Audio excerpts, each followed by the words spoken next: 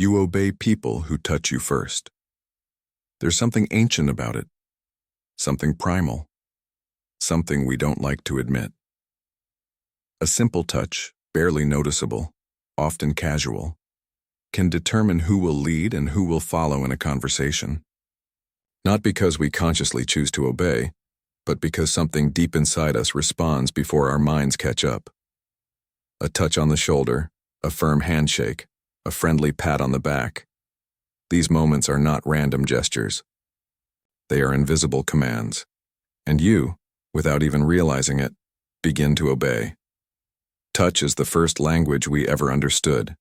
Before words, before rules, before logic, we were held, rocked, patted, comforted. In those earliest moments, we learned a truth that stayed with us. Those who touch us first are the ones we look to for guidance, for safety, for approval.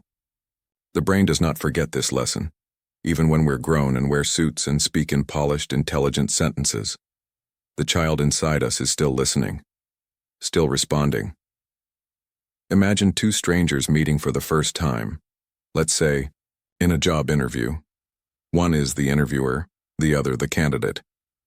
As they greet each other, the interviewer reaches out and briefly places a hand on the candidate's arm as they shake hands. It's warm, light, and appropriate. The interview continues. Now here's what most people don't see. That tiny moment, the touch, already shifted the power dynamic. It established comfort, but it also established control. The one who touched first set the tone. The brain of the other, flooded with subtle neurological signals, begins to associate that person with leadership, confidence, and authority.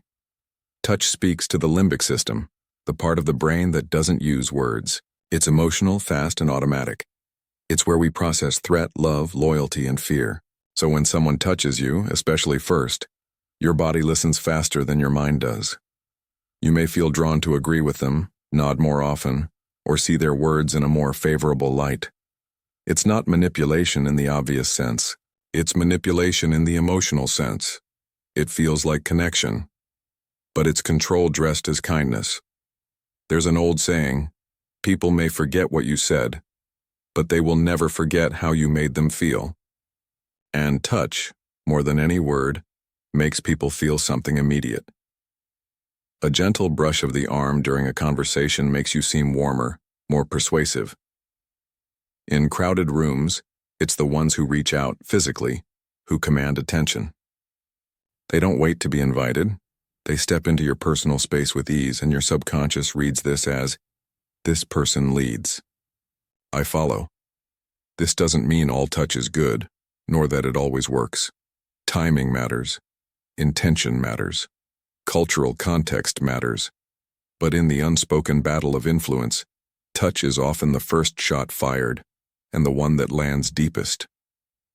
Think of it like this. Imagine influence as a dance. Two people are circling each other, both trying to figure out the rhythm. The one who touches first, even lightly, says without words, "Let me lead." And unless the other resists, they do. There's a reason politicians shake hands so deliberately. Why salespeople might touch your elbow as they make a point. Why charismatic leaders use physical presence not just to be seen, but to be felt. It's because the body doesn't lie. A well-timed touch tells the brain, you can trust me. Or more powerfully, you should listen to me. It's important to note, this is not about aggression. It's not about invading someone's space or violating comfort. In fact, when done properly, it feels entirely natural. That's the beauty of it. The best persuaders don't look like they're controlling anything. They just feel like they're always slightly ahead. One step closer, one hand reaching out first. So the next time someone gently touches your arm while convincing you of something, ask yourself, did I agree because of what they said, or because of what they made me feel the moment they touched me? The answer will likely surprise you. You obey people who touch you first, not because you're weak, but because you're human. And the more you understand this, the more powerful your conversations become. Mirror to disarm. Have you ever spoken to someone and, without realizing why, felt instantly comfortable? like you'd known them forever, even if you just met? Maybe they smiled when you smiled, leaned in when you leaned in, nodded when you did. Their voice felt familiar, their energy soothing. What you were experiencing was not coincidence. It was mirroring, the subtle, almost invisible art of becoming someone's emotional reflection. Mirroring isn't mimicry. It's not a crude attempt to copy someone like a child parroting a parent. It's far deeper, quieter, more powerful than that.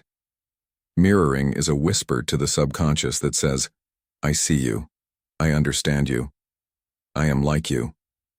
And in a world where we're all silently yearning to be seen, those three messages break down walls. Think about how children behave when they're scared or overwhelmed. They look for someone who feels like safety. And safety often means similarity. Someone who moves like them, speaks softly when they do, or sits quietly in their emotional space. Adults are no different. We may grow taller, louder, more complex in our defenses, but deep inside we're still that child. And when someone reflects us, gently, honestly, our body relaxes. Our guard lowers. We become disarmed. This is the secret weapon of great negotiators, therapists, leaders, and seducers. Not force, not logic, recognition. They don't argue. To win, they reflect to connect. They observe how someone folds their arms, tilts their head, speeds up or slows down their speech, and then, like water taking the shape of a glass, they match that rhythm. The result? The person across from them begins to feel safe, heard, understood, and that more than anything else opens the door to influence. It's not manipulation in the cruel sense. It's more like a dance, where one person starts by stepping gently into the other's emotional rhythm, and in doing so invites them into trust. Because when we feel mirrored, we instinctively feel valued. When someone breathes with us, nods with us, softens their voice as we soften ours, it's like looking into a lake and seeing our reflection. There's comfort in that. There's familiarity. There's peace. Mirroring bypasses the critical defensive mind and speaks straight to the heart. It tells us, you're not alone in this conversation. And in a world of clashing egos and constant noise, that message can be more persuasive than any argument. Think of mirroring like holding up an emotional mirror. Not to manipulate, but to harmonize. When done right, it makes people lean in, not pull away. It tells their subconscious, you don't need to fight or flee, you're safe here. And once safety is established, persuasion isn't a push.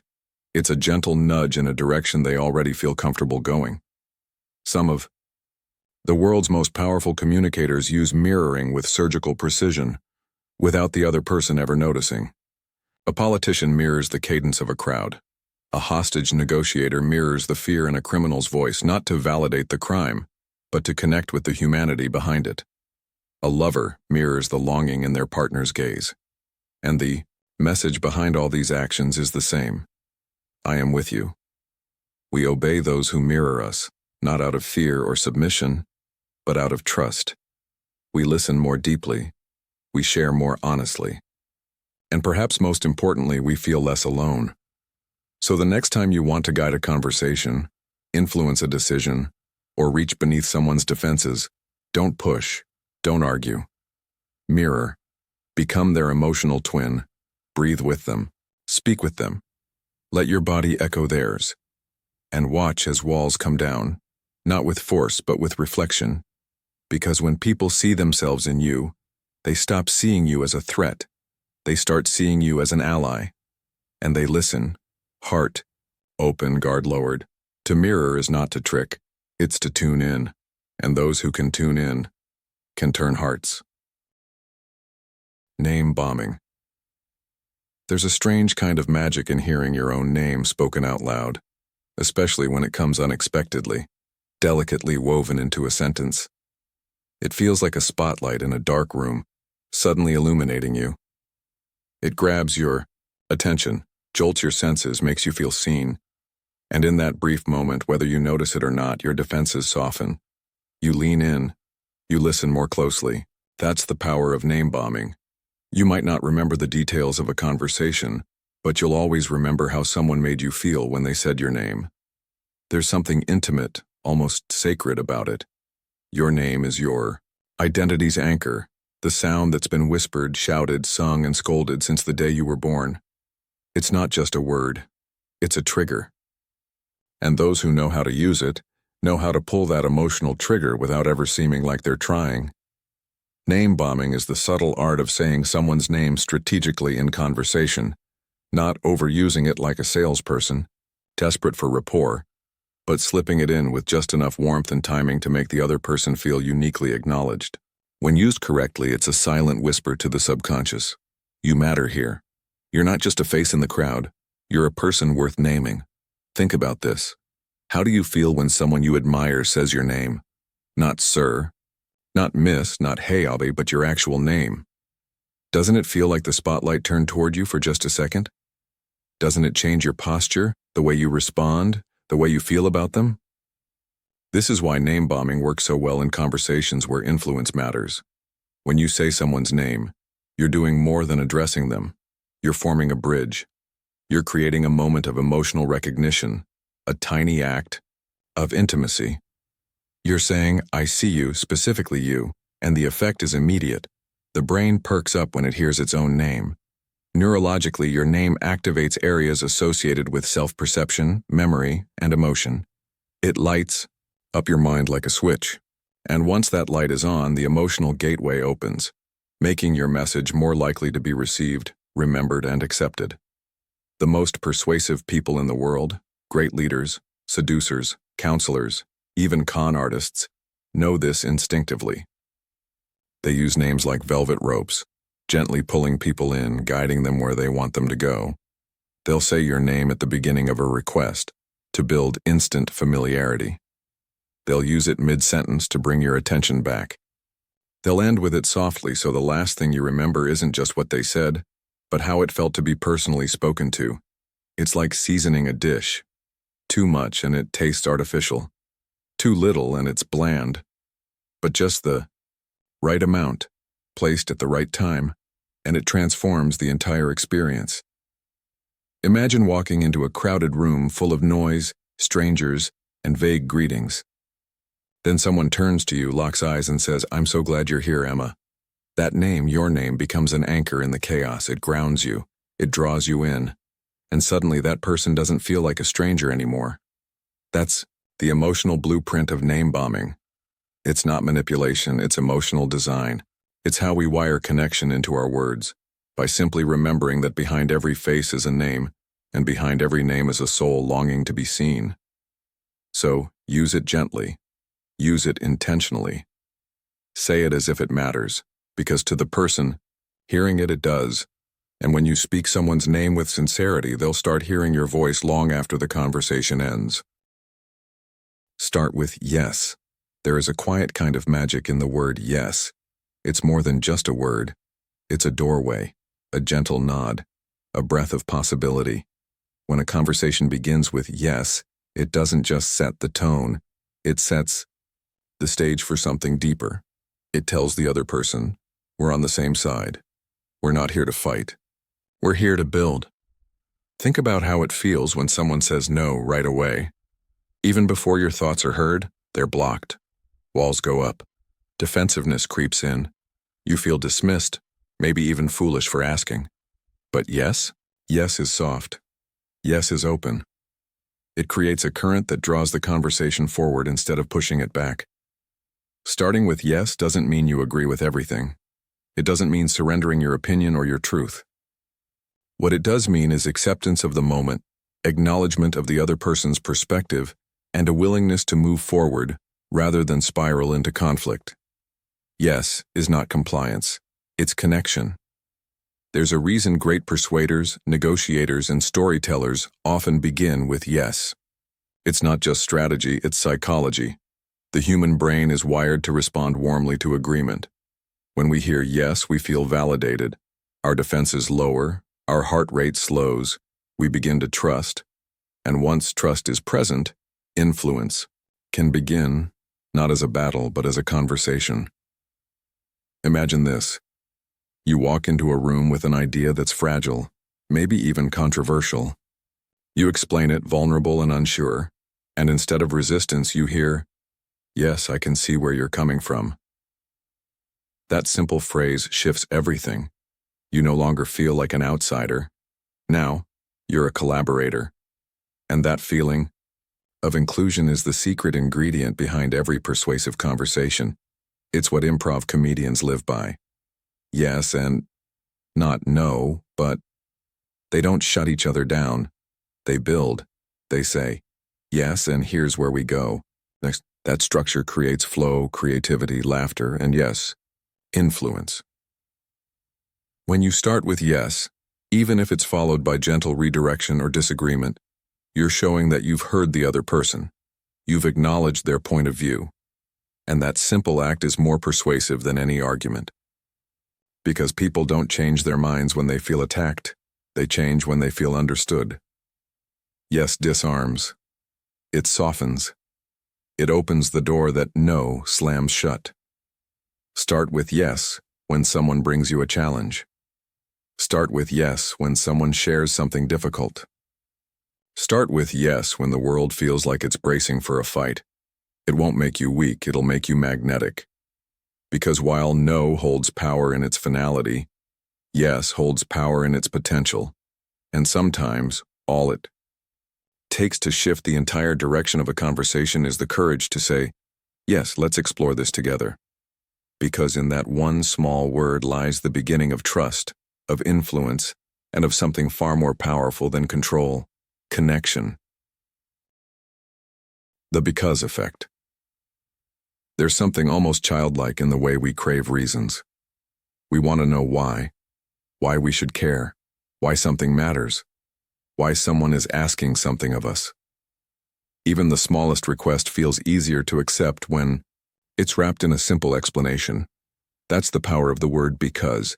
It's a bridge, small, quiet, but remarkably strong. Psychologists call it the because effect, a subtle psychological trigger rooted deep in our wiring. The moment we hear the word because, a part of our brain leans in, eager for logic, for closure, for a reason to nod instead of resist. Even if the reason isn't groundbreaking, the very act of giving one changes everything. Consider the famous experiment by Harvard social psychologist Ellen Langer. She placed people in line at a copy machine and had someone ask to cut the line in 3 different ways. "Excuse me, I have 5 pages. May I use the copier?" "Excuse me, I have 5 pages. May I use the copier because I'm in a rush?" "Excuse me, I have 5 pages. May I use the copier because I need to make copies?" The results? When no reason was given, about 60% complied. But when any reason followed because, even the absurdly obvious one, compliance jumped to over 90%. Why? Because our brains aren't always searching for truth, they're searching for structure. For a cue that says, "This request makes sense. You're not being pushed. You're being reasoned with." The word because doesn't just offer logic. It offers comfort. It soothes our subconscious with the illusion of order. It tells us there's purpose behind the ask. And when purpose is present, resistance melts. Think about how children behave. Ask them to stop running or put down the toy, and you'll be met with a stubborn pout. But add a reason, because we're about to eat, or because you'll break it, and suddenly, the protest often fades. Not because the child is persuaded by philosophy, but because you gave their mind something to hold on to. You offered more than a command. You offered clarity, and adults are no different. We may wear suits instead of sneakers, carry briefcases instead of lunchboxes, but deep down we still want to understand. When someone asks something of us without a because, it feels abrupt, cold. It stirs rebellion. But when because enters the sentence, our guard lowers, even if the reason is simple or obvious or oddly redundant. That's what makes this trick so powerful in persuasion. Want someone to act? To choose you? To follow your lead? Give them a reason, always. Not because it needs to be perfect, not because it needs to be deeply logical, but because the act of giving a reason unlocks the gate to acceptance. It's emotional sleight of hand. A gentle trick, not of deceit, but of understanding human rhythm. Because turns your request into something that feels natural rather than demanding. It aligns your words with the inner narrative of the person listening, the part of them constantly scanning for motive, trying to make sense of the world. So the next time you ask for something, anything, don't just make a demand. Make a connection, say, "Could you help me with this report because I'm overwhelmed right now? Let's take a break early because everyone's been working so hard. I need you to trust me because we're in this together." Notice the softness, the humanity, the willingness it invites. Because isn't about tricking someone into agreement. It's about guiding them gently into understanding. And when people understand, even a little, they begin to align. Not through force, not through fear, but through the graceful power of why. The power of silence. Silence is uncomfortable for most people, unbearably so. It creeps into a conversation like fog rolling into a valley. Subtle at first, then thick, heavy, and inescapable. We rush to fill it. We speak just to speak. We panic in its stillness as though it exposes something fragile in us we'd rather keep hidden. But therein lies the secret. What makes silence uncomfortable for most makes it powerful for the few who learn to wield it. Silence is not emptiness. It's presence. It's pressure. It's the loudest whisper in any conversation. And when used with intention, it becomes a tool more persuasive than any word, any argument, any clever turn of phrase. Why? Because silence creates space. For truth, for discomfort, for response. In that breathless moment after you ask a difficult question or make a bold statement and then go quiet, the air tightens. The other person feels it. They squirm, they search for what to say, and in that space, they reveal themselves. Think of silence like gravity.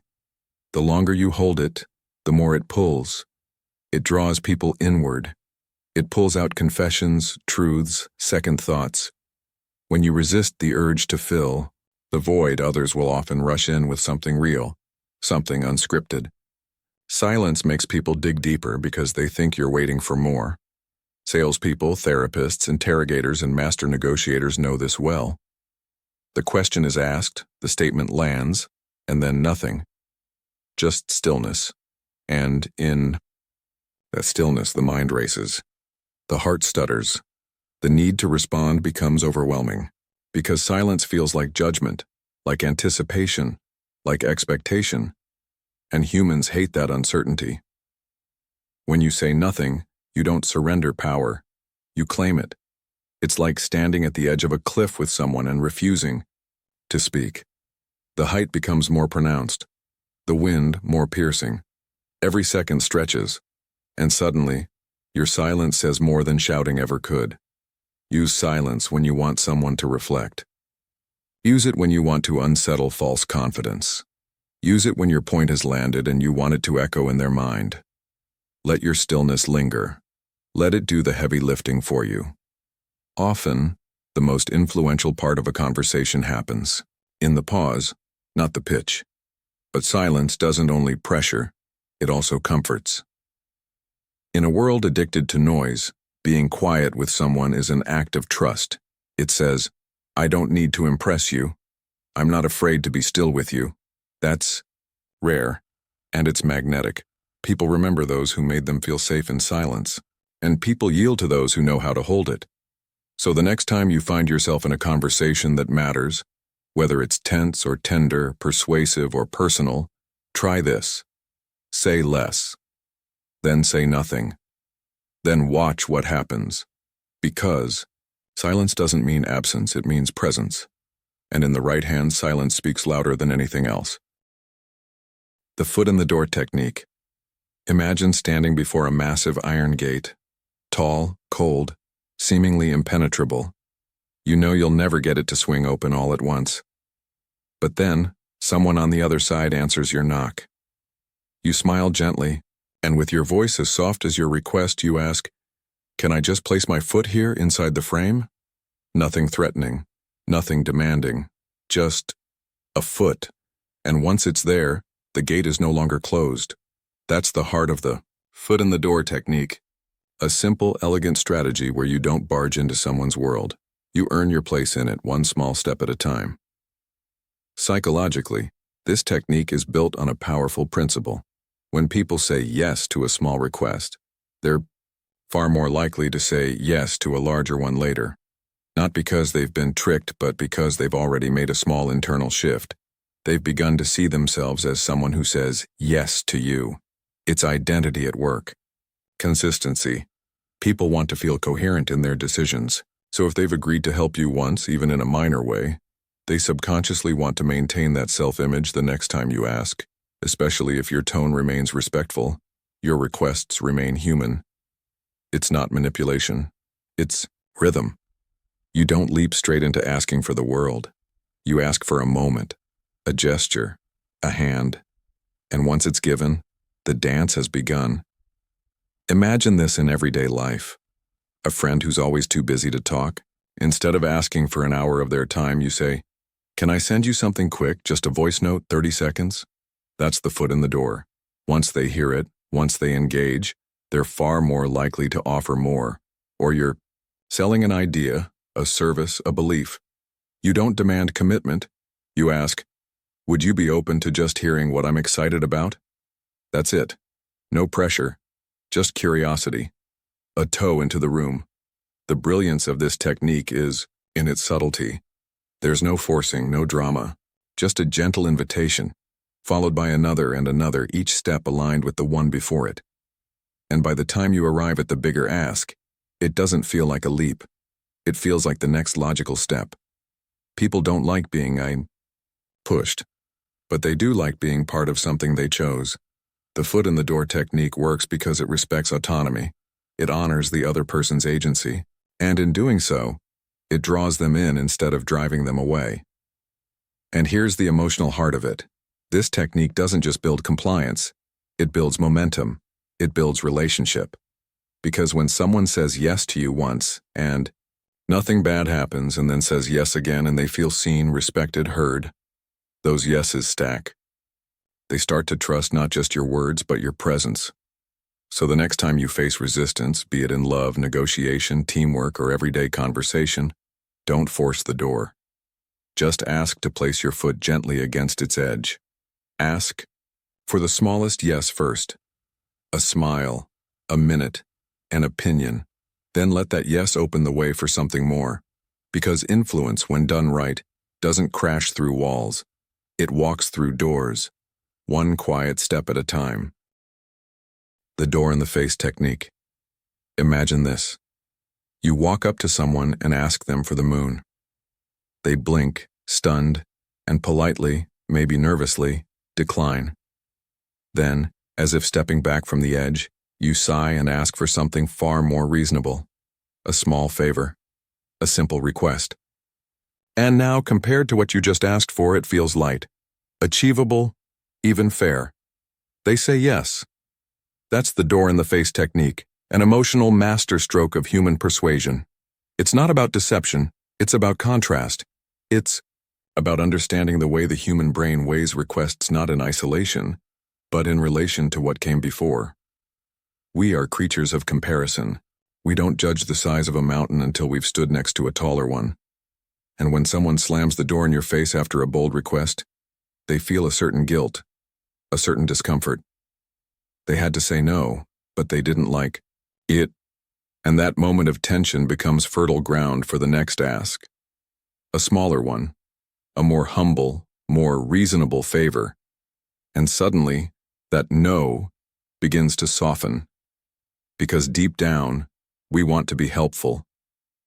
We want to feel generous, and when someone offers us a second chance to say yes, especially after we've already turned them down, our instinct is to make it right. That's why this technique works so powerfully in everything from sales to relationships. Picture a child asking their parent, "Can I stay out until 3 a.m.? The parent recoils. Absolutely not. The child pauses, then gently shifts. Okay, how about midnight?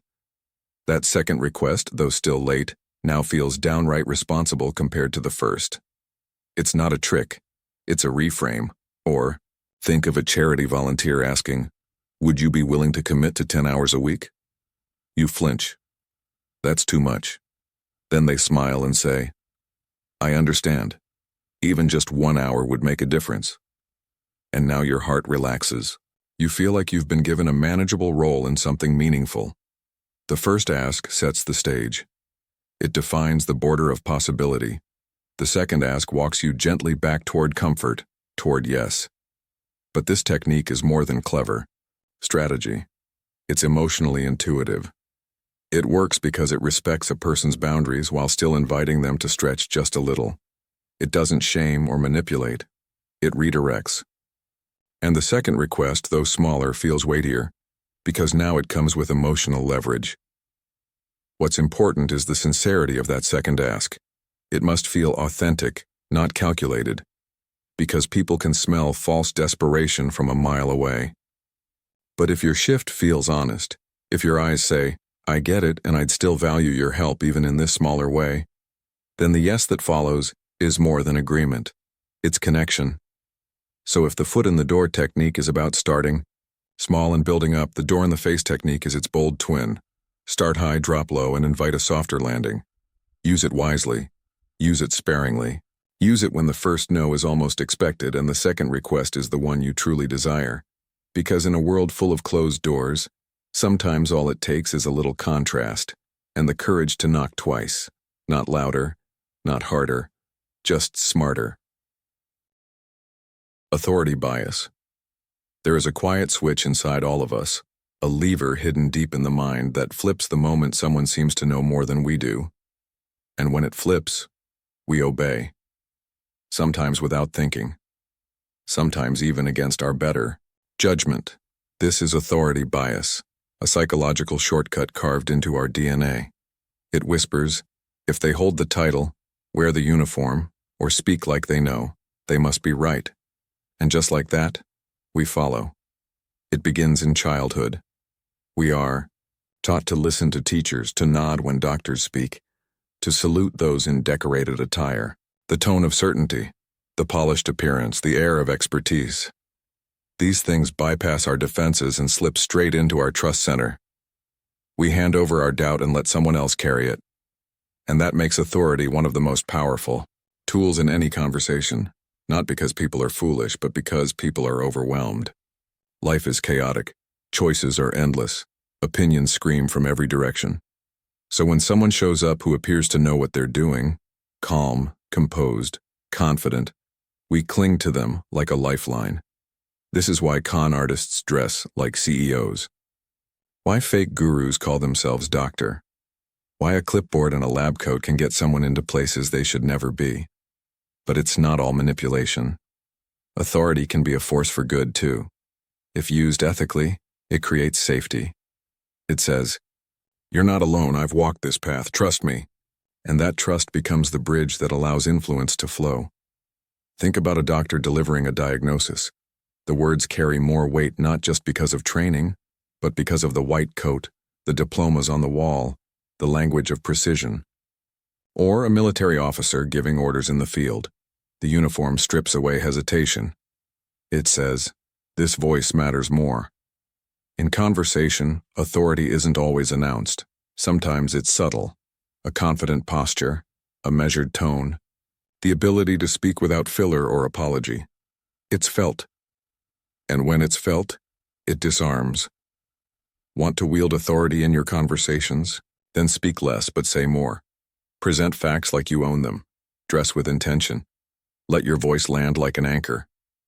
People listen to those who sound like they've already been listened to 100 times before. But most of all, know your truth. Because fake authority crumbles under pressure. Real authority is quiet power. It doesn't need to shout. It doesn't need approval. It just is. We all carry an inner compass. But when the world becomes noisy, we sometimes let someone else's compass guide us. That's the secret of authority bias. It bypasses logic by offering emotional relief. The relief of not having to decide alone. Use it well. Earn it. Never abuse it. Because when people follow you, not out of fear but out of trust, you don't just influence the conversation, you influence belief. Scarcity sells. There's something primal that stirs deep within us when we sense something slipping away. It's a subtle, silent alarm ringing in our minds. This is rare. This might disappear. If I don't act now, it's gone forever. This feeling is at the heart of one of the most powerful psychological truths. Scarcity sells. From the ancient hunter chasing the last deer in the forest, to the modern shopper eyeing the final pair of shoes on the shelf, scarcity triggers a rush of urgency, desire, and often a little panic. It ignites the fear of loss, a fear far stronger than the desire to gain. Why is scarcity so effective? Because humans are hardwired to protect what is limited. Our brains weigh losses more heavily than gains, a phenomenon known as loss aversion. When something feels scarce, it becomes precious, valuable, and suddenly more than just an object or opportunity. It becomes a symbol of something greater: exclusivity, power, even identity. Consider the phrase, limited time offer. Just 4 simple words that can turn a casual interest into a pounding heartbeat. Scarcity shrinks the space between hesitation and decision, replacing doubt with urgency. In conversations, scarcity can be a subtle but potent force. When you hint that your time is limited, your availability is rare, or your attention is a coveted resource, you instantly increase your perceived value. People lean in. They listen more closely. They want what feels just out of reach. It's like holding a rare jewel behind glass. People will crowd around, eager for a closer look, desperate to claim it before it disappears. But scarcity isn't just about material things. It's about moments, opportunities, emotions. The last seat in the room, the final chance to speak, the fleeting chance to connect. When used ethically, scarcity respects the other person's time and energy, making your presence something to cherish rather than take for granted. It can transform conversations from mundane exchanges into charged encounters. Yet beware the temptation to overuse scarcity. When everything is limited or exclusive, the power fades. Scarcity, like trust, must be genuine to be effective. False scarcity is like a boy who cried wolf. Once exposed, it destroys credibility and breeds skepticism. The emotional pull of scarcity is deeply human. It taps into our most basic survival instincts, the desire to hold on, to belong, to grasp what might slip through our fingers. So next time you want to influence a conversation, remember this. Make your presence count. Make your time rare. Make your offer something they can't afford to miss. Because scarcity isn't just a tactic. It's a feeling, and feelings drive every choice we make. Social proof wins minds. There's a powerful, almost invisible force that guides our choices every day, a gentle current beneath the surface of our consciousness that pulls us toward what others have already embraced. This force is called social proof. It is the human instinct to look to the behavior of others to decide what is right, safe, or desirable. Think about walking into a bustling cafe. Which line do you join? The one with 1 person, or the one with 10? Without consciously deciding, you gravitate toward the crowd, because somewhere deep inside, you trust that the many have already judged this place worthy. The approval of the group whispers a quiet reassurance. This is good. This is safe. This is what others choose. Social proof is about belonging. It's about the primal need to be part of a group, to not be the odd one out. Because throughout human history, survival was not just about strength or intelligence. It was about connection, community, and acceptance. This instinct makes social proof one of the most powerful tools in influencing minds during any conversation. When you show that others believe in your idea, support your cause, or have chosen your path, you ease doubts and silence resistance. You are no longer a lone voice shouting into the void. You become part of a chorus. Imagine you are trying to persuade someone to try a new product or adopt a new idea. Instead of bombarding them with facts, you share stories of others who have walked this path before and found success. Suddenly, the idea feels less risky. It feels tested, proven, and, most importantly, accepted. The emotional impact of social proof lies in trust. Trust born not from blind faith, but from witnessing real people, real experiences, real outcomes. It's why testimonials, reviews, and endorsements carry such weight. They transform abstract claims into human stories. In conversations, social proof can be as simple as referencing a shared community, a respected authority who supports your view, or common friends who have taken similar steps. These connections create invisible bridges, linking your perspective to the familiar and the trusted. But social proof is more than just numbers or names. It's the story of people like us, making choices, taking risks, and finding value. When you tap into this, you don't just convince the mind, you move the heart. Yet, like all powerful tools, social proof must be genuine. False endorsements or fake crowds unravel quickly, leaving behind disappointment and mistrust. Authenticity is the lifeblood of social proof. It must resonate as true to those you wish to influence. So the next time you want to sway a conversation, remember this invisible current flowing beneath the surface. Show them they are not alone. Show them the path others have walked. Let social proof light the way. Because when minds see that others have chosen your way, hearts are far more willing to follow. The anchoring principle. Picture yourself stepping onto a boat, setting sail toward a distant shore. The anchor is dropped, a heavy weight that holds the vessel steady, preventing it from drifting aimlessly. In the vast ocean of conversations and decisions. The anchoring principle works much the same way. It sets a reference point, a starting position from which everything else is judged. This invisible psychological anchor can shape perceptions and decisions in profound ways. Often, without us even realizing it, when someone offers a number first, they cast the anchor deep into our minds. It's the first piece of information we receive, and our brains cling to it like a lifeline, dragging all subsequent judgments toward that initial reference point. Even if the anchor is arbitrary, irrelevant, or deliberately set high or low, it exerts an emotional and cognitive pull. Imagine walking into a store and seeing a jacket priced at $500. Your heart skips a beat. Too expensive, too much. Then the sales clerk points to another jacket for $150. Suddenly, $150 feels reasonable, even like a bargain.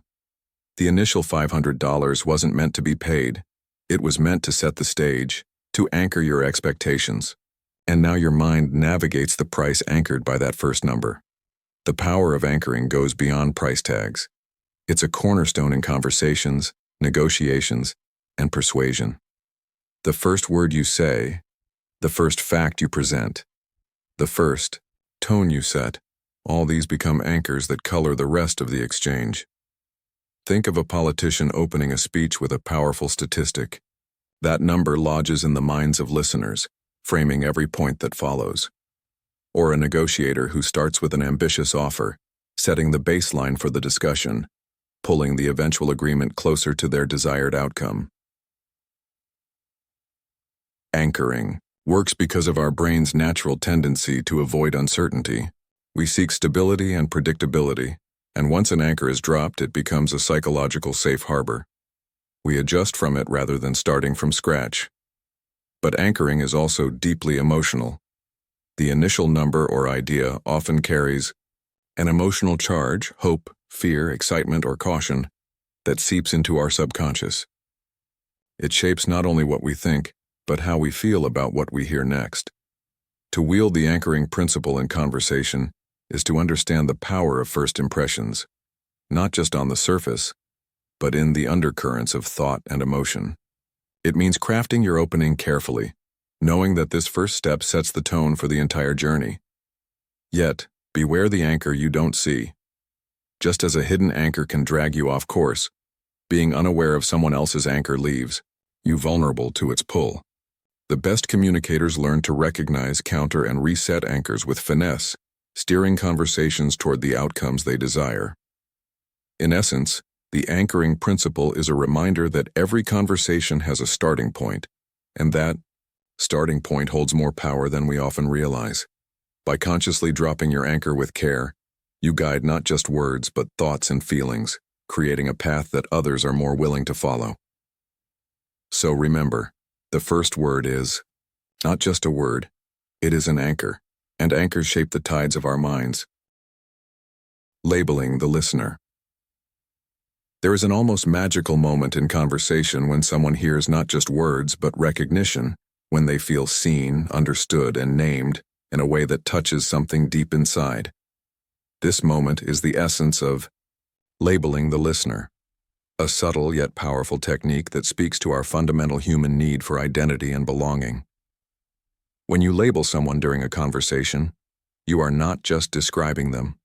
You are handing them a mirror, reflecting a part of who they are or who they want to be. This isn't about putting people in boxes or stereotypes. It's about tapping into the story they tell themselves and the identity they hold close. Imagine the difference between saying, "You're very thoughtful," versus simply complimenting a thoughtful action. The first speaks directly to the person's sense of self. It gives them a label that they can own and embody. Suddenly, they see themselves in that word, and it feels personal, real, and meaningful. Labeling invites a powerful, emotional response. People naturally want to live up to the labels they accept. If you tell someone they're confident, they will rise to the challenge and act with confidence. If you label them as generous, they will feel a pull to express generosity. The label becomes a kind of contract, spoken silently between speaker and listener. But labeling goes beyond flattery. It can be used to disarm resistance, gently acknowledging emotions or objections the listener might not even want to admit. Saying, "It seems like you're worried about this," gives permission for vulnerability. It breaks down walls and creates space for honesty. The listener feels understood, and that understanding builds a bridge toward influence. This technique works because it feeds our deep hunger to be known. We are all craving connection, and when someone names who we are, whether in strength or struggle, it feels like a lifeline. It validates our experience and invites us to engage on a deeper level. However, labeling must be done with care. It requires sincerity and empathy. A label that feels forced or inaccurate can backfire, making the listener feel manipulated or misunderstood. But when it's genuine, it's transformative. Think of labeling as the softest touch in a conversation. Less like a command, more like a gentle tap on the shoulder that says, "I see you, I get you." It's an invitation to step into a role, to embrace a part of oneself, or to open up with trust. When you master the art of labeling, you don't just influence words, you influence hearts. You don't just direct a conversation, you invite someone into a shared story. And in that shared story lies the power to persuade, connect, and change. Because sometimes the most powerful thing you can say is simply the name someone longs to hear. Embedded commands. Imagine the quiet power of a whisper slipping past a guarded door. Soft, subtle, almost invisible. This is the essence of embedded commands, a psychological art form that plants suggestions deep within a sentence, bypassing conscious resistance to speak directly to the listener's subconscious. Embedded commands are not overt demands or orders. They are carefully woven into ordinary language, disguised as part of the flow of conversation. Like a masterful musician threading a delicate melody beneath a symphony, these commands blend seamlessly, carrying meaning beneath the surface. When you use an embedded command, you are speaking not just to the conscious mind, the part that analyzes, questions, and debates, but to the deeper, intuitive mind that drives feelings, habits, and decisions. This is the mind that reacts before logic can intervene, the mind that craves direction but shies away from pressure. Picture the phrase, "As you listen to my words, you might begin to feel more relaxed." The command, "feel more relaxed," is nestled quietly inside a larger, innocuous sentence. The conscious mind hears the entire sentence but doesn't focus on the command itself. The subconscious, however, absorbs it fully, initiating a change in feeling without resistance. This power to influence from within is why embedded commands are so effective in persuasion. They create shifts in mindset gently, almost imperceptibly, allowing the listener to feel the change as their own. They reduce the friction of pushback, making influence feel like a natural choice rather than a forced demand. Emotionally, embedded commands can be a lifeline in moments of doubt, uncertainty, or hesitation. They offer a guiding hand, encouraging positive action or calm reflection just when it's needed most. Like a subtle breeze steering a sailboat, they nudge the direction without overwhelming force. However, with great power comes great responsibility. Embedded commands must be used with integrity and respect. When employed dishonestly, they erode trust and can cause lasting damage to relationships. But when wielded with care, they become a tool for connection, helping others unlock potential, embrace change, and open doors they didn't realize existed. Learning to craft embedded commands is like learning a new language, the language of the subconscious where true influence lives.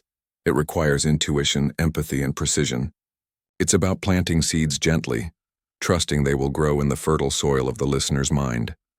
So, as you navigate conversations, remember the quiet magic of embedded commands. Let your words carry gentle invitations, subtle nudges, and hidden keys, because sometimes the most profound changes happen not with force but with the softest whisper. Interrupt the pattern. In the rhythm of everyday life, our minds settle into comfortable patterns, predictable habits, familiar routines, automatic reactions.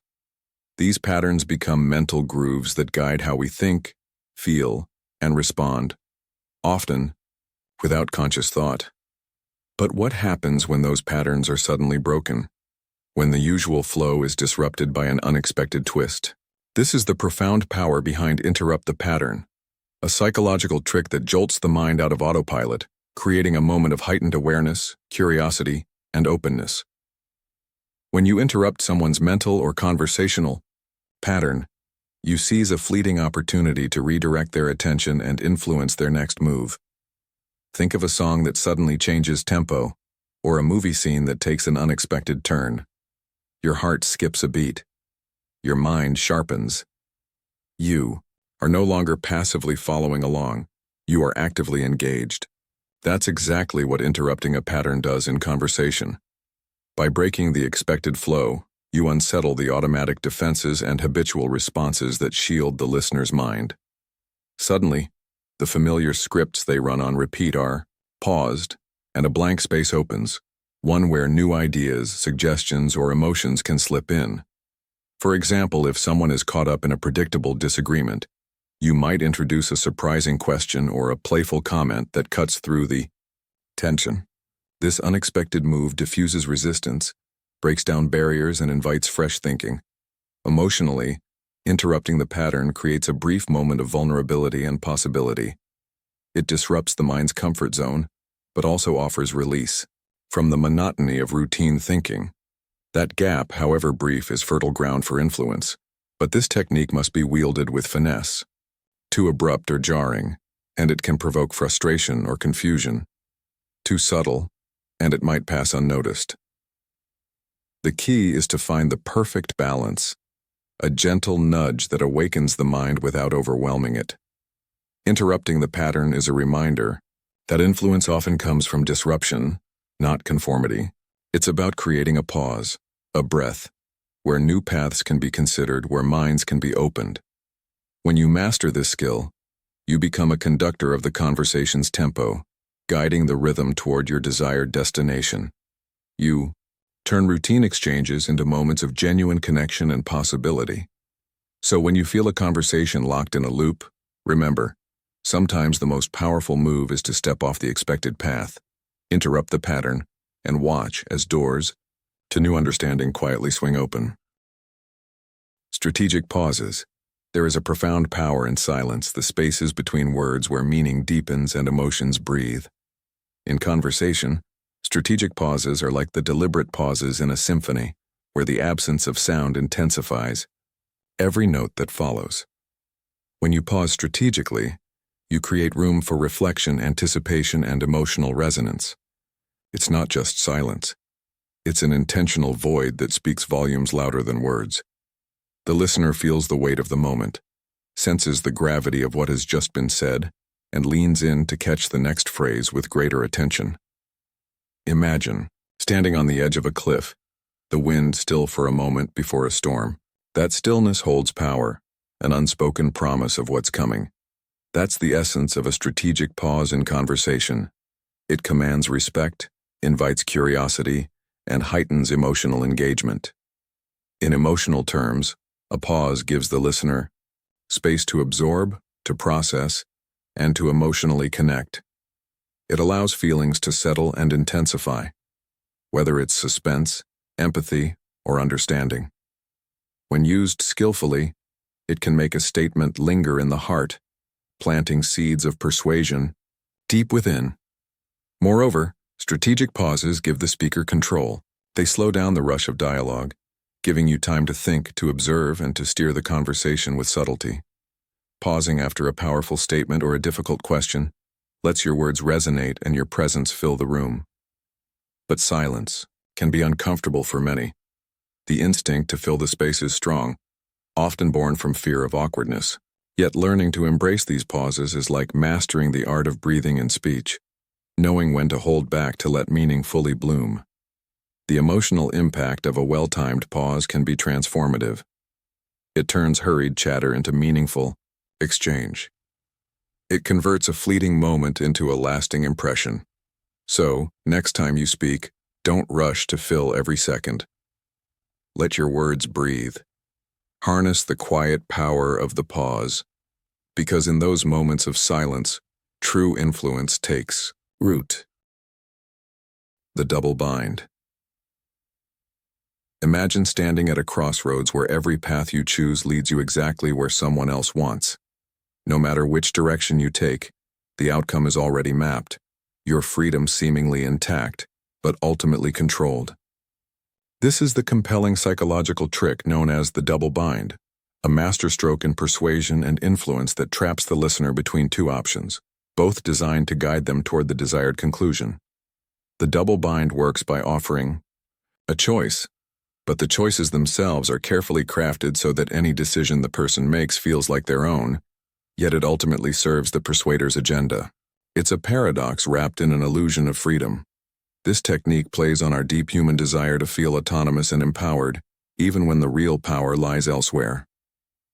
Picture a parent telling a child, "You can either clean your room now, or clean it after dinner." Both options lead to the same result: the room gets cleaned, but the child feels they've exercised control. The emotional effect is subtle yet profound. It reduces resistance and makes compliance feel like a voluntary act rather than a forced command. In adult conversations, the double bind is an emotional dance. It disarms defense mechanisms by offering alternatives that appear distinct but converge on the same goal. The listener feels respected, their agency preserved, while the persuader navigates the conversation toward their intended destination. This technique also creates a sense of urgency and inevitability. Because both choices lead to the desired outcome, the listener is caught in a psychological net where avoidance isn't truly an option. This sense of inevitable compliance stirs a quiet surrender, a feeling that resistance is not just futile, but unnecessary. Emotionally, the double bind taps into the need for control and the discomfort of feeling cornered. It relieves tension by presenting options but subtly controls the narrative by shaping those options. It's a delicate balance, offering freedom while steering the mind, like a river guided by unseen banks. Yet wielding this technique demands responsibility. When misused, it can breed resentment and distrust, the very emotions that close doors and harden hearts. But when applied with respect and empathy, it can foster cooperation, alignment, and mutual understanding. The double bind is a reminder that influence is not always about overt persuasion. It's often about the art of framing choices so elegantly that people step willingly into the path you've prepared. So, when next you seek to guide a conversation, remember, the power isn't just in what you say, but in how you give others the power to choose, when all roads lead where you want them to go. Intention framing. Every word we say carries not just meaning but intention. the unseen thread that weaves through conversation, coloring how our message lands in the hearts and minds of others. Intention framing is the subtle art of shaping that thread, guiding the emotional undercurrent beneath our words to steer how they are perceived, accepted, and acted upon. Think of intention as the frame around a painting. The same image can feel vastly different depending on how it is framed, whether in ornate gold, raw wood, or minimal black. Intention framing works the same way in communication. It sets the emotional tone, context, and direction that influence how the listener understands and responds.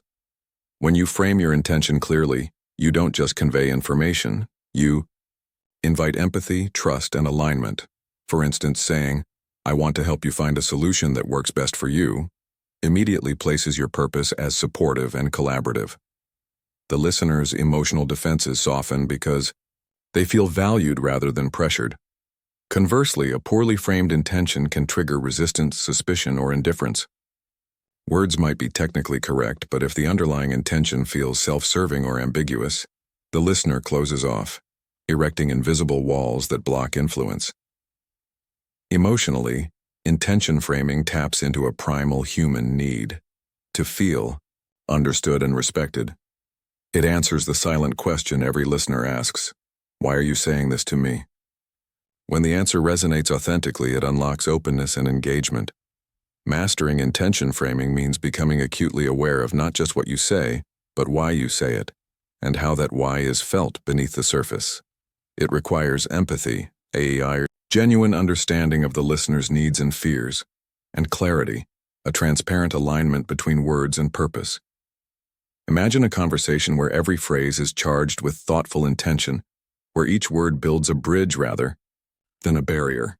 The emotional landscape shifts from conflict to connection, from argument to collaboration. Intention framing is not manipulation. It is mindful influence. It honors the listener's autonomy, while gently guiding the emotional current toward mutual understanding and action. So as you speak, pause and ask yourself, what am I truly inviting here? What emotional frame am I setting? Because when your intention shines through with clarity and care, your words become more than just sounds. They become powerful vessels of change. The power of firsts. There is a unique magic in beginnings, the moment when something new takes root, charged with possibility and emotion. The very first word spoken, the initial glance exchanged, the opening line of a conversation, these firsts hold extraordinary power to shape what follows. This is the essence of the power of firsts, a psychological truth that underpins every interaction and shapes influence at its core. When we experience a first, our minds and hearts are wide open, absorbing details with heightened sensitivity. That initial impression is like the first brushstroke on a canvas. It sets the tone, the mood, the expectation. A warm smile, a confident tone, a carefully chosen phrase. These first moments speak volumes before a single logical argument is made. Emotionally, the power of firsts is deeply tied to human vulnerability and hope. The beginning is a blank page, a chance for connection or rejection. Because of this, what you present first is not just information, but a story that either invites trust or triggers caution. Consider the difference between a greeting filled with genuine warmth and one delivered with indifference. The former creates a ripple of ease and openness that can carry a conversation forward, while the latter closes doors before they've fully opened. The listener's subconscious remembers these first emotional markers long after the words fade. The power of firsts extends beyond just words. It's in the way you carry yourself, the energy you project, the subtle signals that say, "I am, here I see you, I respect you." These initial moments can disarm skepticism, build rapport, and create a sense of safety, a foundation upon which influence can grow. Moreover, firsts are gateways to identity and belonging. When you create a positive first experience, you invite the listener to step into your world, to feel connected, understood, and valued. This emotional invitation is the key to persuasion, because people are more likely to be influenced when they feel seen and accepted. Yet the power of firsts is also a double-edged sword. A misstep at the start, a harsh tone, a rushed question, a distracted glance can sow doubt and resistance that is difficult to overcome. It reminds us that influence begins not in argument, but in presence and emotional resonance.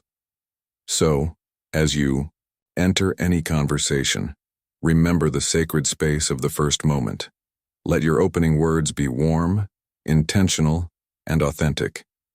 Because in the world of influence, the first impression isn't just a foot in the door, it's the key that unlocks the entire house. Repetition breeds belief. There is a quiet, almost hypnotic power in repetition, a force that seeps beneath the surface of conscious thought and settles into the deepest corners of the mind. Repetition breeds belief is more than a simple phrase. It's a profound psychological truth about how we come to accept, internalize, and ultimately live by the ideas and messages that surround us. Think of how a song you once heard briefly becomes an anthem when played over and over. Each time it plays, it feels more familiar, more comforting, until it becomes part of your very being. The same happens with words, phrases, and ideas repeated in conversations. The more you hear something, the more your mind begins to accept it as truth. Emotionally, repetition acts as a gentle lullaby to our cognitive defenses. It doesn't shout or force its way in. Instead, it softly knocks, patiently waiting for the door of skepticism to open. With each repetition, resistance weakens and acceptance grows. The listener's mind begins to lower its guard, allowing the repeated message to root itself deeper. This effect explains why political slogans, advertising jingles, and repeated affirmations carry such emotional weight. They become part of our narrative, shaping how we see ourselves and the world. When a message is echoed frequently enough, it stops being just an idea and starts to feel like a personal truth. But repetition is not just about mindless echoing. It's about strategic, meaningful reinforcement. When used with intention, it solidifies key points, making them resonate emotionally and intellectually. It helps to clarify confusion, reduce doubt, and build trust through consistency. Imagine a conversation where a crucial point is gently woven back into the dialogue multiple times, not as nagging or pressure, but as a steady drumbeat guiding the listener's thoughts. Over time, that message becomes familiar, comfortable, and eventually embraced. Yet, like any powerful tool, repetition requires balance. Too much can feel manipulative or tiresome, triggering backlash. But just the right amount delivered with sincerity and empathy can transform hesitation into conviction. So, as you speak and seek to influence, remember the quiet power of returning again and again to your core message. Because when words are repeated with purpose and heart, they become more than sounds. They become beliefs that shape reality. Chunking complexity. In the tangled web of conversation, overwhelming complexity can shatter connection and close doors faster than any harsh word. That's where chunking complexity steps in, a psychological technique that transforms the daunting into the digestible, turning confusion into clarity and resistance into willingness. Imagine facing a mountain so vast and steep it seems impossible to climb. The sheer scale is paralyzing. But when the mountain is broken down into manageable paths, clear steps, and reachable milestones, what was once terrifying becomes conquerable. That's exactly what chunking does to ideas. It breaks large, intimidating concepts into smaller, more approachable pieces. Emotionally, this technique is a balm for anxiety. When people feel overwhelmed, their natural instinct is to shut down, retreat, or resist. But by chunking complexity, you invite them into a space where understanding grows, confidence blooms, and emotional walls come down. It feels like a gentle hand guiding them through a maze rather than pushing them into a labyrinth. Consider a conversation where you're presenting a complicated plan or idea. Instead of flooding your listener with endless details, you break it into clear, simple parts. Each chunk a stepping stone, easy to grasp and emotionally reassuring. This approach respects their cognitive limits and honors their emotional state, making persuasion not just possible, but welcome. Chunking also builds momentum.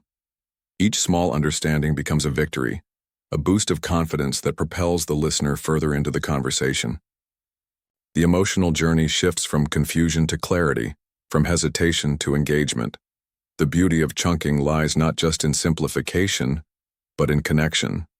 Each chunk is an emotional checkpoint, a moment where the listener feels seen, heard, and capable. It transforms the conversation from a monologue of complexity into a shared journey of discovery. Yet chunking demands empathy and awareness. It's not about dumbing down ideas or patronizing the listener. It's about honoring their experience and making your message a bridge, not a barrier. So next time you face a conversation heavy with complexity, remember this. Break it down. Serve it in small, clear portions. Because when you chunk complexity, you don't just inform, you invite connection, understanding, and change. The Zeigarnik effect. Have you ever found yourself unable to stop thinking about an unfinished task? A story left hanging mid-chapter? A question unanswered that keeps nudging your mind? This restless tension, this itch of incompletion, is the essence of the Zeigarnik effect, a powerful psychological phenomenon that you can harness to influence, persuade, and captivate conversations. The Zeigarnik effect reveals a simple yet profound truth. Unfinished business haunts our minds. Our brains have a natural tendency to hold on to tasks or ideas left incomplete, demanding resolution like a silent drumbeat in the background of our thoughts. This effect is not just a quirk of memory, it's an emotional lever, pulling at the strings of curiosity, discomfort, and desire for closure. Emotionally, the Zeigarnik effect taps into a deep human need to complete, to understand, to make sense of the world around us. When a conversation introduces an idea but leaves it partially unresolved, it creates a powerful psychological tension. The listener becomes emotionally invested, their attention captured, their mind subconsciously drawn toward seeking closure. Imagine telling a story and pausing just before the climax, or posing a question without immediately offering the answer. The silence, the suspense ignites an emotional hunger, a craving for completion that subtly guides the listener to stay engaged, to lean in, to want more. This technique is a masterstroke in influence because it plays on an emotional discomfort that most people instinctively want to resolve. By skillfully introducing incomplete ideas or open-ended questions, you create a magnetic pull that keeps your conversational partner invested and responsive. But wielding the Zeigarnik effect requires finesse and respect. Leaving a conversation unresolved indefinitely breeds frustration rather than curiosity. The key lies in balancing tension with timely resolution, offering closure at just the right moment to satisfy the emotional craving and build trust. When used wisely, this effect not only keeps people engaged but also deepens emotional connection. It turns passive listeners into active participants, minds dancing between curiosity and anticipation, emotions alive with the promise of discovery. So, as you navigate the art of influence, remember the silent power of incompletion. Pause with purpose. Leave some stories unfinished. Because when you awaken the Zeigarnik effect, you awaken desire. The desire to listen, to understand, and ultimately, to follow your lead. Humor as disarmament. In the tense theater of conversation, where emotions often run high and defenses rise like fortress walls, humor stands as a secret weapon, a gentle, unexpected force that melts barriers and opens hearts. Humor as disarmament is the art of using laughter not just to entertain but to create connection, soften resistance, and invite trust. Imagine the weight of a heavy silence, the stiffness of a guarded glance, or the rigidity of a clenched jaw. Humor is the unexpected breath of fresh air, the light touch that says, "We're human here, together." It's a bridge built from smiles and shared amusement, cutting through tension like sunlight piercing through a cloudy sky. Emotionally, humor does something profound. It lowers defenses by triggering the brain's natural release of endorphins, those feel-good chemicals that soothe anxiety and invite openness. When people laugh, their guard drops, their worries recede, and their capacity to listen and connect grows exponentially. But humor's true power lies not in jokes alone. It's in timing, empathy, and relevance. A well-placed quip, a playful observation, or a moment of self-deprecation can shift the entire emotional landscape of a conversation. It signals confidence and approachability, making you not just heard, but welcomed. Think of humor as a key that unlocks doors people didn't even know they had closed. It transforms an adversary into an ally, suspicion into curiosity, and resistance into collaboration. The emotional resonance of shared laughter creates a subtle bond, a silent agreement that we are on the same side. Yet humor demands sensitivity. The wrong joke can deepen divides or cause harm, shattering trust rather than building it. True humor and influence respects the feelings of others. It lifts, never tears down. Invites, never excludes. So when you step into conversation, carry humor as your gentle armor. Use it to disarm fears, ease tension, and kindle warmth. Because in the delicate dance of influence, laughter is more than joy. It is the language of connection and the pathway to hearts. The Trojan horse question. There is a subtle artistry in asking questions, an art that, when mastered, can quietly dismantle resistance and invite openness. This is the essence of the Trojan horse question, a seemingly innocent query that slips beneath defenses, carrying a hidden payload of influence. The name itself evokes a powerful metaphor. Just as the ancient Greeks concealed warriors inside a wooden horse to gain entry into Troy, a well-crafted question can penetrate the fortress of another's mind, gently opening gates they thought were locked tight. It is a gift wrapped in curiosity, but inside lies a seed of persuasion. Emotionally, the Trojan horse question works because it honors the listener's autonomy. It feels less like a demand and more like an invitation to explore. This creates a space where vulnerability becomes safe and resistance softens. The listener feels seen, respected, and engaged, not coerced. Picture a conversation where instead of bluntly stating your agenda, you ask a question that encourages reflection or gently challenges assumptions.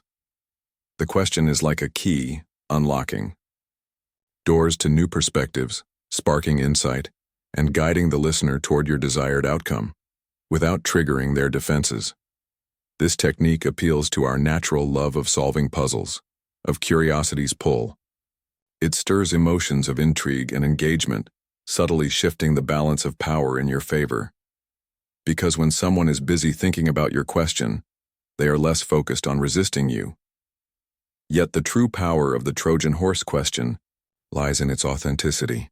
It must be genuine, thoughtful, and crafted with care. A clumsy or manipulative question is easily spotted and can backfire, reinforcing distrust instead of building connection.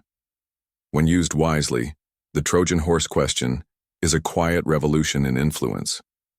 It transforms conversation from confrontation into collaboration, creating a shared journey of discovery where hearts and minds open willingly. So next time you seek to persuade, don't just speak, ask. Send in your Trojan horse. Because sometimes, the gentlest question carries the strongest power. Redirection, not resistance. In the delicate dance of influence, resistance often feels like an immovable wall, a barrier that halts progress and hardens hearts. But what if, instead of charging head first against this wall, you could gently guide it to shift, to bend, to become a doorway? This is the essence of redirection, not resistance, a psychological strategy rooted in empathy, patience, and subtlety. Resistance is not the enemy. It is a natural protective instinct, a voice inside every person that guards their autonomy and dignity. When met with force, resistance tightens like a fist, shutting down conversation and connection. But when met with understanding and a gentle shift in direction, it becomes fluid, pliable, and open. Imagine standing at the edge of a rushing river. Trying to stop the current head-on would be futile, exhausting, and frustrating. But by guiding the flow with a steady hand, you can redirect it to where you want it to go. Redirection doesn't fight the current, it flows with it. Emotionally, this approach feels less like confrontation and more like collaboration. It respects the other person's feelings and perspective, acknowledging their hesitations instead of dismissing them. This respect breeds trust, and trust opens the door to influence. In conversation, redirection might look like acknowledging a concern, then softly steering the dialogue toward a new frame or solution. Instead of saying, "You're wrong," you say, "I understand why you feel that way. Let's explore this together." The tension eases, the defensive walls lower, and a genuine exchange unfolds. Redirection is a quiet power, a skill that requires patience and emotional intelligence. It calls on you to listen deeply, to read the subtle signals of discomfort, and to respond with kindness and clarity. It transforms resistance from a dead end into a detour, one that leads toward understanding and agreement. When you master the art of redirection, you become not a challenger, but a guide. Not a disruptor, but a collaborator. You show that influence isn't about overpowering, it's about inviting, guiding, and embracing the natural flow of human connection. So, when resistance rises, don't push back. Turn, guide, and flow. Because true influence is not about breaking down walls. It's about opening doors with grace. Scarcity of self. There is a fragile, often unspoken truth about human connection. Each of us holds a limited reservoir of ourselves, the precious energy, attention, and authenticity we can share. This is the profound heart of the scarcity of self, a psychological reality that influences how deeply people open up, trust, and ultimately, are persuaded. Imagine your attention, your emotional availability, and your time as a dwindling flame flickering against the darkness. When we feel scarce, whether from exhaustion, emotional overwhelm, or the relentless demands of life, we instinctively protect what little we have left. We become more selective, more guarded, more wary of who and how we give ourselves away. This scarcity creates a powerful emotional current beneath every conversation. When you recognize that people's self, this precious finite resource, is limited, your approach to influence transforms. You no longer see persuasion as a game of force or dominance, but as a tender act of earning trust, respect, and permission to enter someone's inner world. Scarcity of self evokes empathy because it reveals vulnerability. It reminds us that behind every confident voice is a person managing invisible boundaries, and behind every warm smile, a heart careful with whom it allows close. This awareness shapes how you present your ideas, slowly, gently, with respect for the emotional economy of the listener. When you honor the scarcity of self, you understand why rushing, pressuring, or overwhelming someone backfires.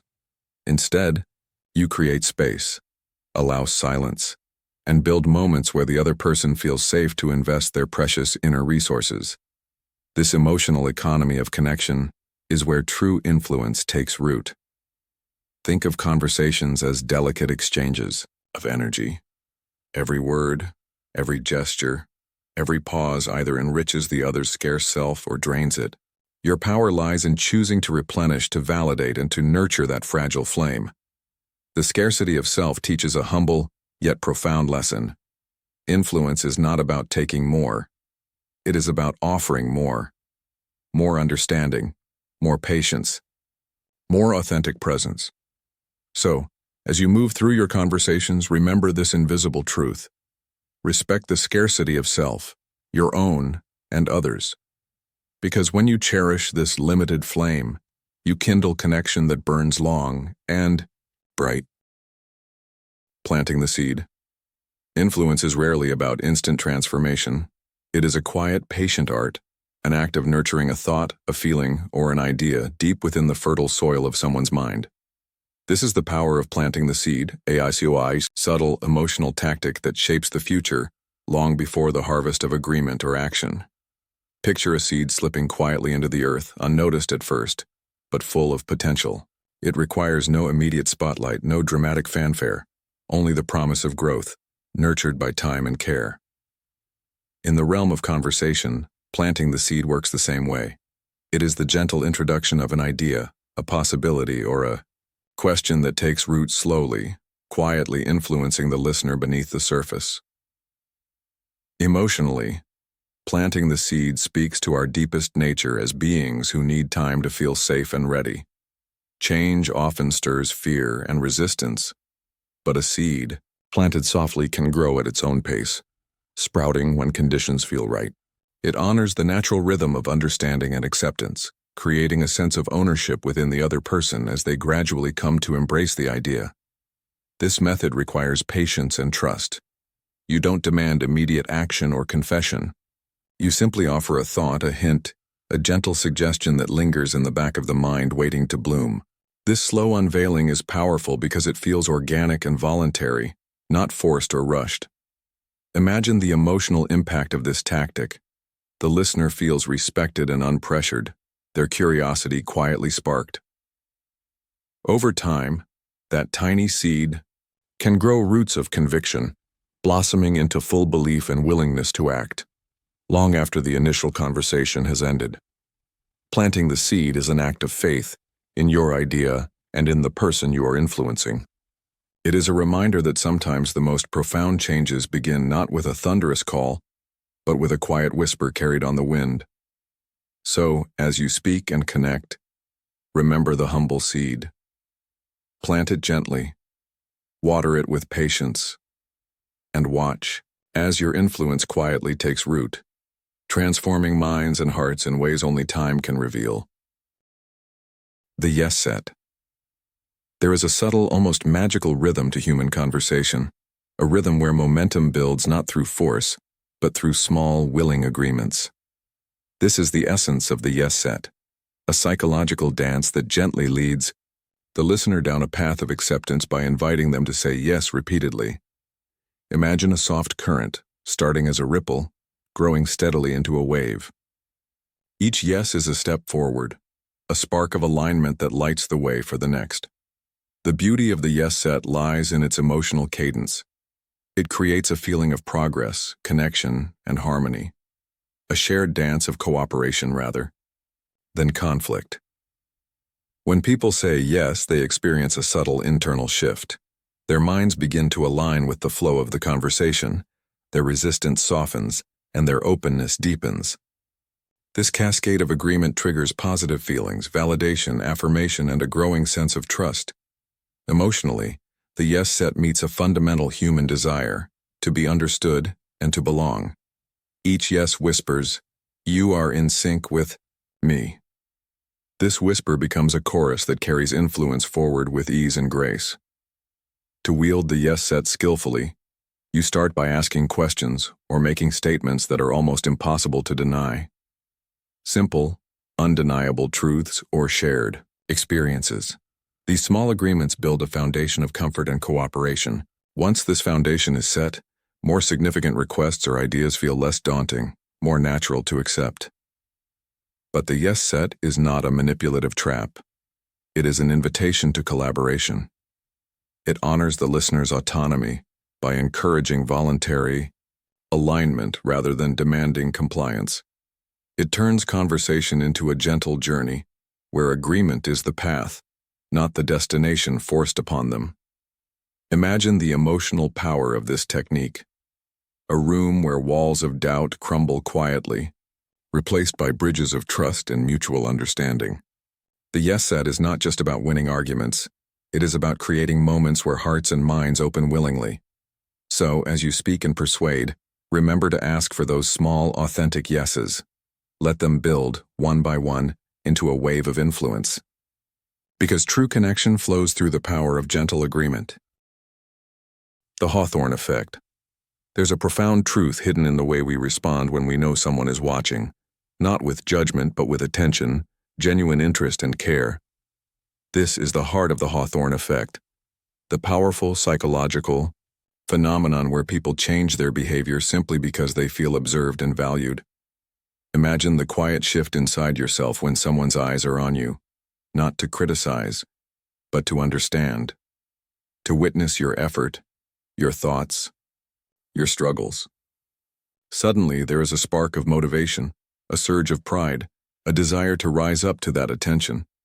This is no coercion. It's an emotional awakening born from feeling seen.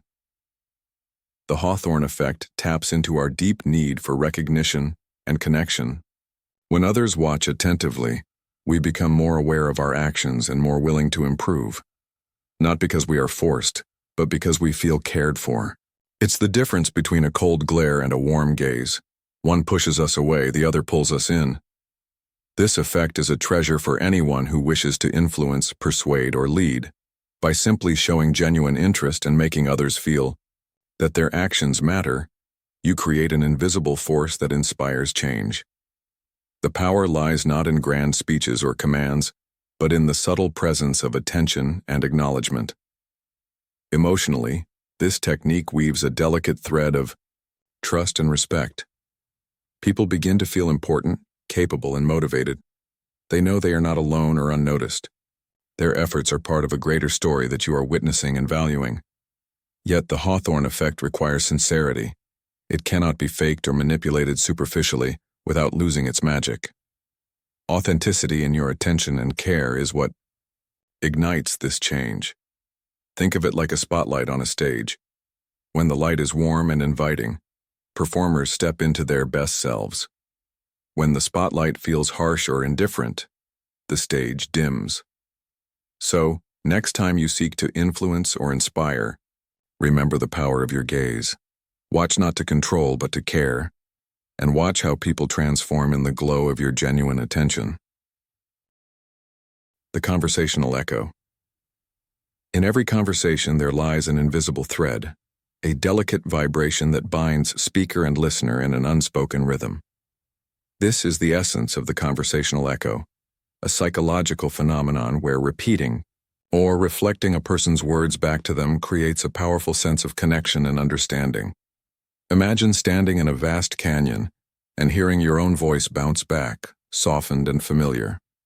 That echo comforts you, reassuring you that your presence matters, that your thoughts have been heard and valued. In dialogue, the conversational echo acts much the same way. When you repeat a key phrase or idea someone has expressed, you validate their feelings and thoughts, weaving a silent promise of empathy.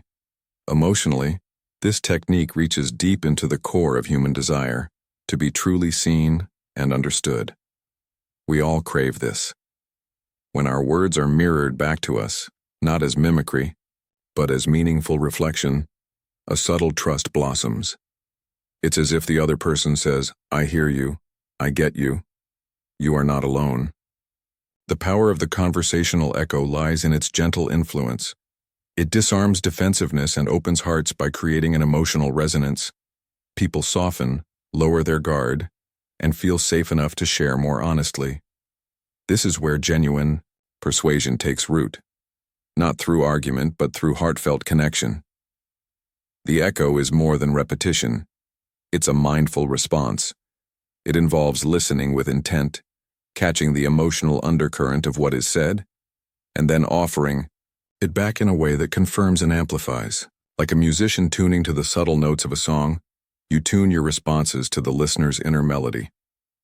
In practice, this might be as simple as restating a phrase with gentle emphasis or paraphrasing a sentiment with warmth. The goal is to create a mirror of understanding where the listener sees themselves reflected and feels safe to lean deeper into the conversation. This technique carries a quiet, emotional strength, a reminder that influence is not about overpowering, but about harmonizing. It's an invitation to join in a shared human experience where words become bridges instead of walls.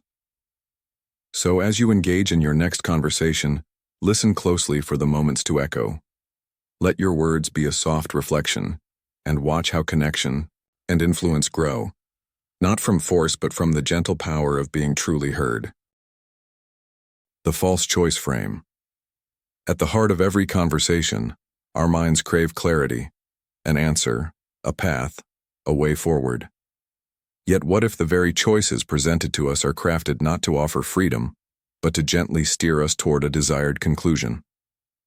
This is the subtle art of the false choice frame, a psychological trick that wraps influence in the cloak of freedom. Imagine standing at a fork in the road, looking left and right, feeling the illusion of choice. Yet both paths, though seemingly opposite lead you to the same destination. The false choice is a mirror reflecting options that hide the real agenda beneath their surface. Emotionally, this technique plays with the human desire for autonomy and control. We want to believe we hide in one are the masters of our decisions, that we choose freely. The false choice frame respects that need, offering options that feel open and empowering, while quietly guiding the decision-maker toward the outcome the influencer wants. This dance is delicate. When executed with finesse, it avoids resistance because it never feels like pressure. The listener steps willingly into the frame, believing they hold the power to decide. Yet beneath that belief lies a carefully built architecture of persuasion. The emotional pull of the false choice frame lies in its elegant balancing act. It comforts the listener by providing alternatives, while offering the influencer a hidden hand on the steering wheel. The choices are genuine enough to engage, yet crafted enough to shape. This technique can be a powerful tool for guiding conversations where outright commands would spark defiance. It invites cooperation by respecting the emotional need for agency, even as it channels that agency toward a particular goal.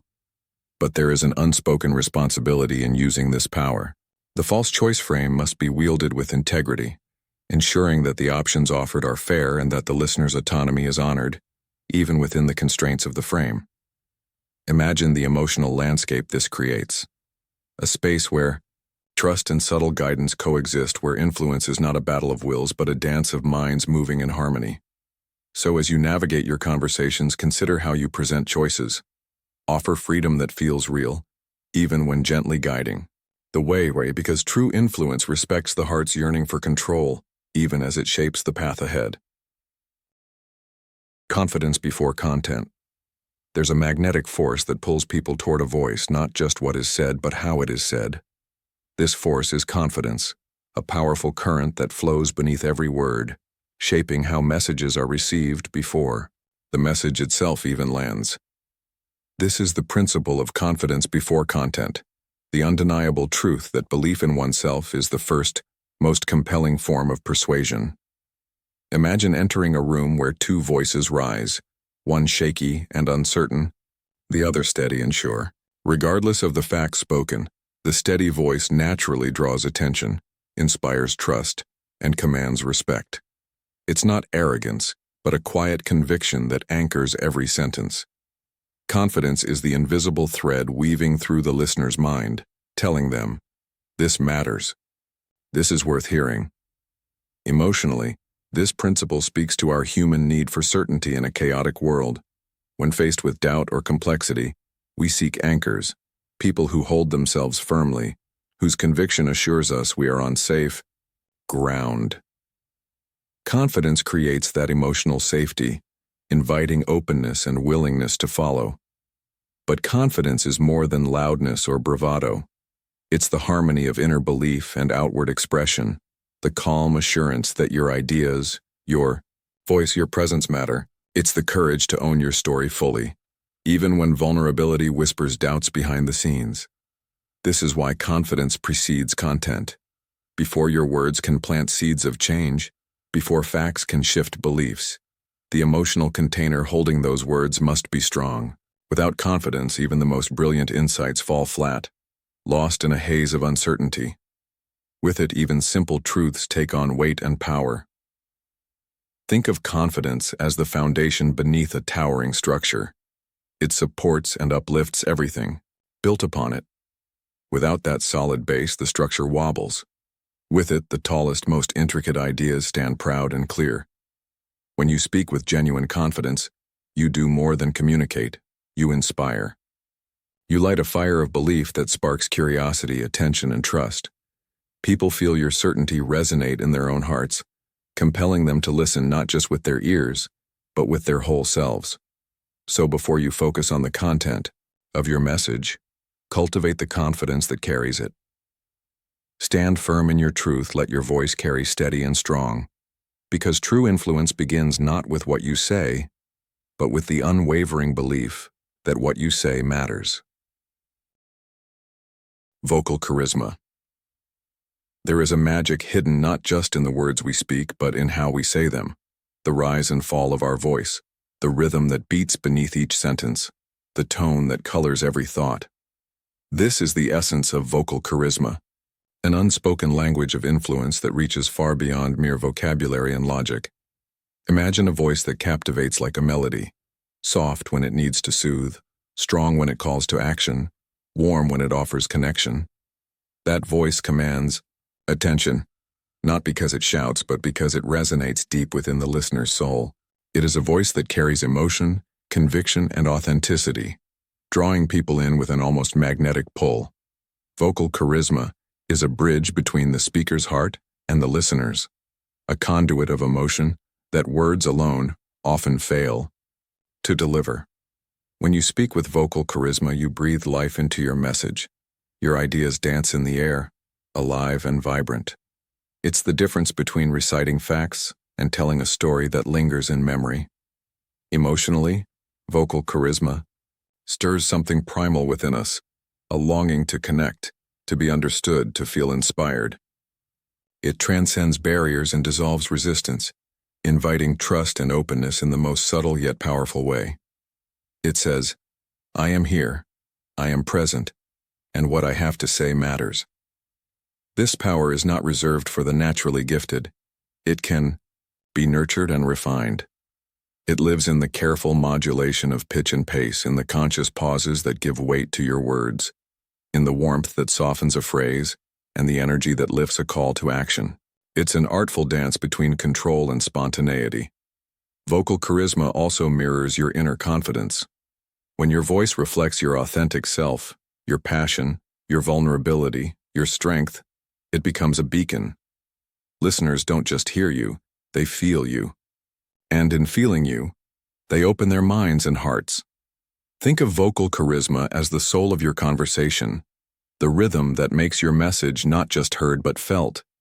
It is the spark that turns ordinary dialogue into unforgettable moments.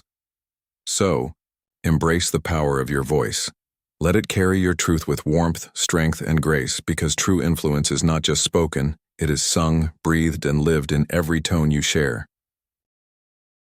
The reframing technique. Life is filled with moments when we feel trapped by our thoughts, by the weight of a situation, by the narratives we tell ourselves. Yet, what if the way we see a problem could change everything? This is the transformative power of the reframing technique, a psychological trick that shifts perspective and opens new emotional landscapes in the mind and heart. Imagine standing before a window, clouds blocking your view, casting everything in gray. Suddenly you move to a different angle, and the sun breaks through, flooding the room with golden light. Reframing is that shift, the intentional act of changing the frame through which we view an experience, turning obstacles into opportunities, fear into curiosity, resistance into possibility. Emotionally, reframing taps into our deep need for hope and empowerment. When we are caught in negative cycles or limiting beliefs, we feel small, stuck, powerless. But reframing offers a path out, a way to rewrite the script in a way that ignites courage and choice. It's as if you find a new language for your inner story, one that breathes strength where there was doubt, light where there was shadow. This technique holds extraordinary persuasive power in conversations. When you gently shift someone's perspective, you are not denying their reality. Rather, you invite them to see it through a new, often liberating lens. It's an emotional hand extended saying, "What if this challenge is a hidden gift? What if the fear you feel is actually a doorway to growth?" Reframing requires empathy, patience, and finesse. It's about meeting someone where they are emotionally and offering a bridge, not a push, to a broader understanding. It respects their experience while opening the door to change. In practice, reframing can turn a complaint into a solution, a failure into a lesson, a criticism into constructive feedback. It transforms the emotional energy from resistance to acceptance, from defeat to possibility. Think of reframing as the artist's brushstroke that transforms a bleak canvas into a masterpiece of resilience and hope. It's the whisper that says, "There is another way to see this," and that way holds your freedom. So in your conversations and in your own mind, seek the power of the frame. Shift the view, change the story, and watch how hearts open and minds follow. Because true influence begins when we help others see not just what is, but what could be. The illusion of similarity. In the delicate dance of human connection, nothing opens hearts more swiftly than the feeling of sameness, the sense that you and I are alike. This is the seductive power of the illusion of similarity, a psychological trick that taps deep into our craving for belonging and understanding, even if that similarity is only a carefully crafted mirage.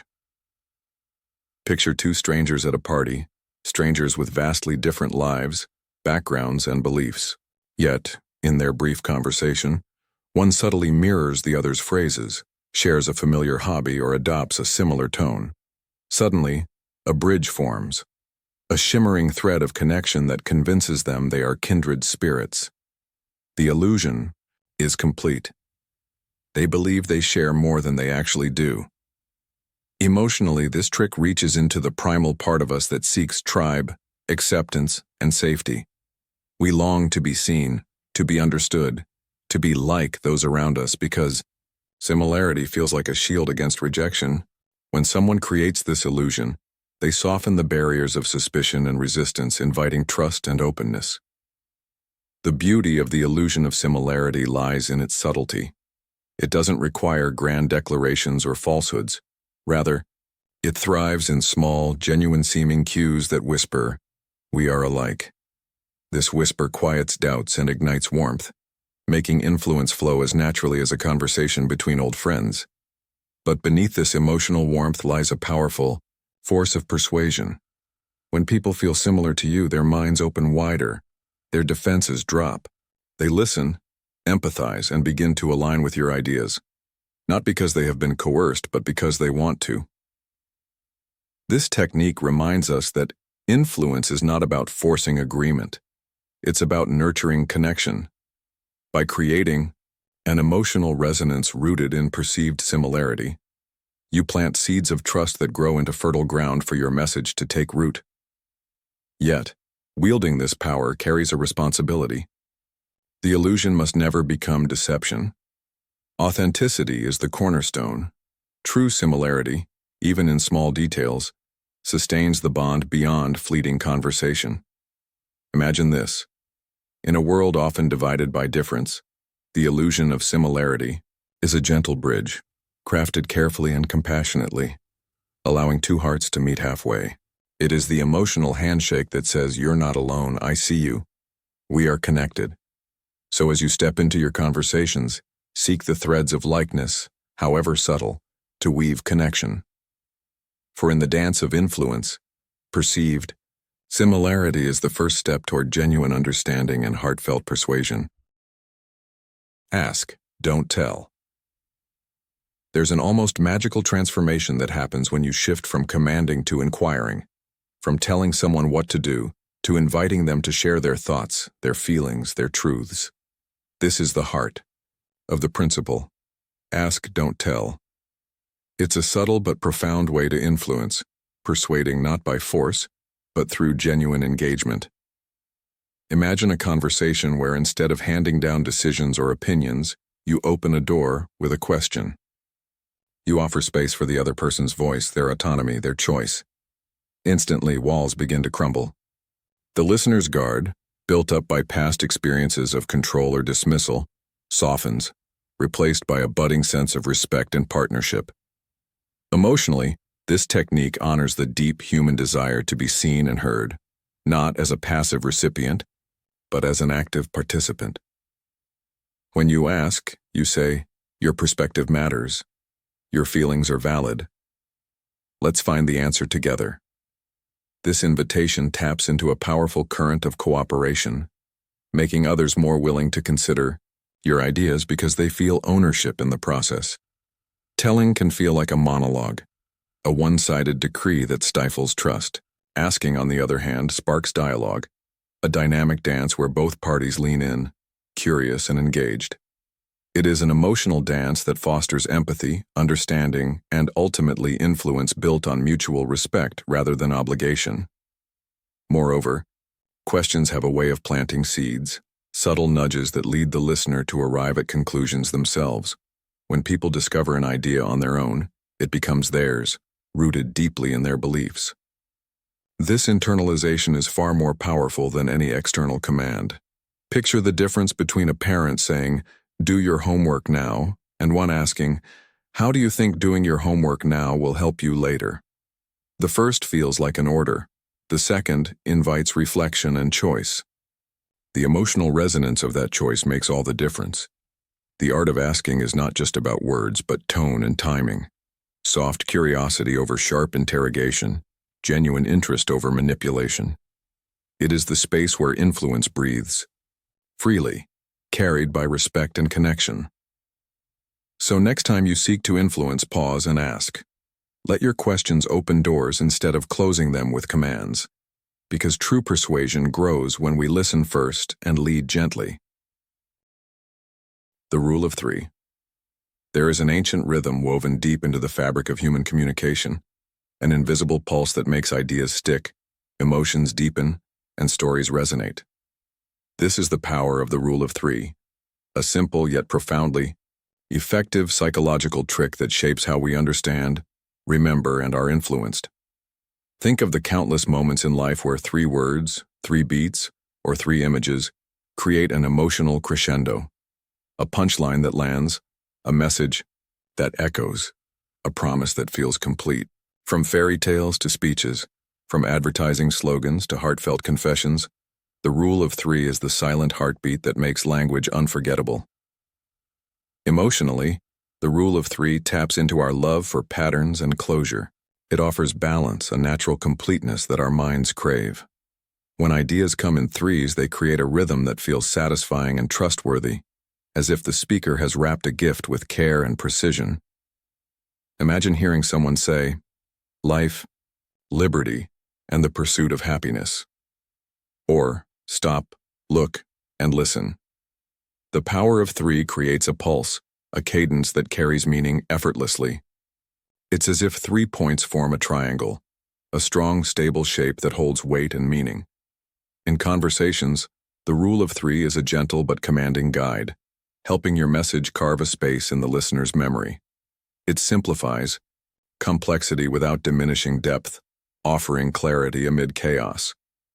It invites the listener to engage fully, as if each point is a stepping stone leading them closer to understanding. But beyond memory, the rule of three stirs emotions. It invites reflection, each of the 3 elements unfolding like chapters in a story, building anticipation and release. It feels natural, intimate, like the rhythm of a heartbeat or the cadence of a song. To use this technique is to harness a timeless human truth, that our minds and hearts resonate most deeply with the balanced and the complete. When you speak in threes, you offer not just information but emotional harmony.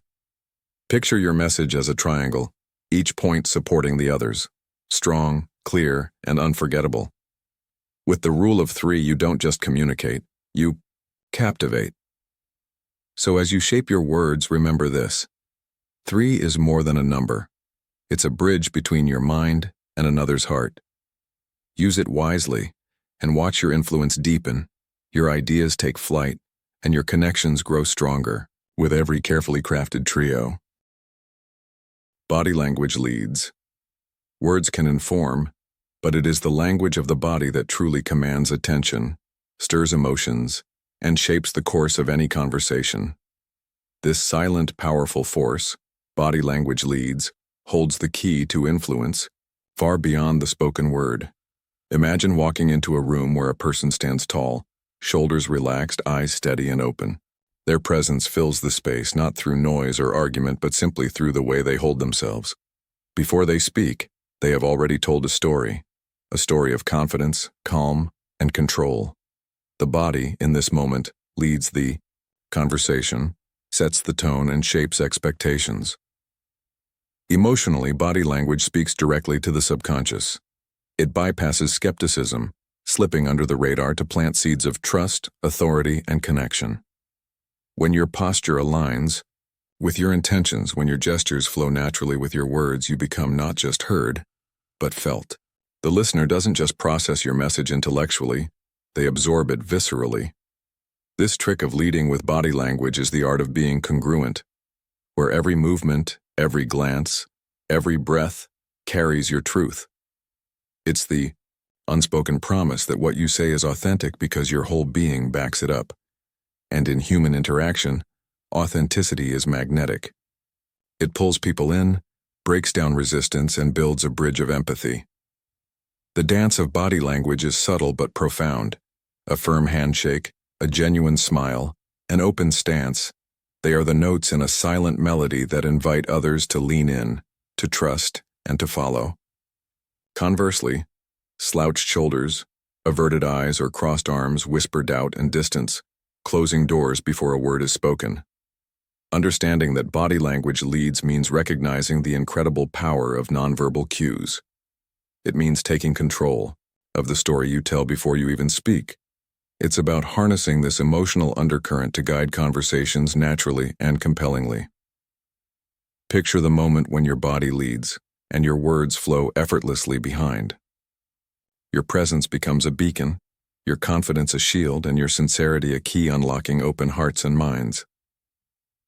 So, step into your power, not just with what you say, but with how you carry yourself.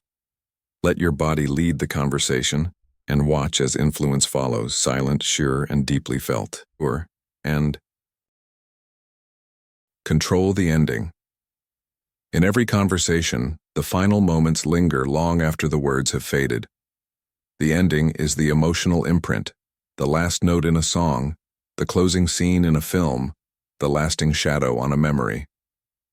To control the ending is to hold a profound power, the power to shape how your message is remembered, felt, and acted upon. Imagine two conversations. One drifts away, forgotten like a passing breeze.